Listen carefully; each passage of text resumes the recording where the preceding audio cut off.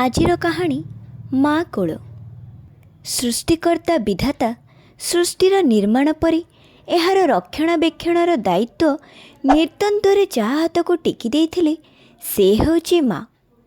ନିଜେ ମଧ୍ୟ ସେଇ ମାଆର ସାନ୍ନିଧ୍ୟ ଟିକେ ପାଇବା ପାଇଁ ଅନେକ ଦୁଃଖ କଷ୍ଟ ସହିବାକୁ ପଡ଼ିଲେ ବି ମର୍ତ୍ତ୍ୟରେ ମନୁଷ୍ୟ ରୂପ ଧାରଣ କରିଛନ୍ତି।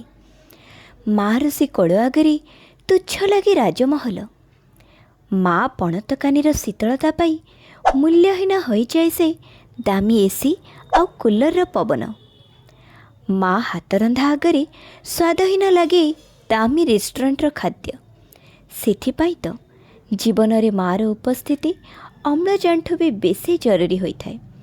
ହେଲେ ଏଇ ସୌଭାଗ୍ୟ ହୁଏତ ସମସ୍ତଙ୍କ ଭାଗ୍ୟରେ ନଥାଏ। ଆଉ ସେହିପରି ଗୋଟିଏ ଅଭାଗିନୀ ଥିଲା ମାମୁନି। ମା କୋଳ ତାକୁ ଖୁବ୍ ଅଳ୍ପ ଦିନ ପାଇଁ ହିଁ ମିଳିପାରିଥିଲା।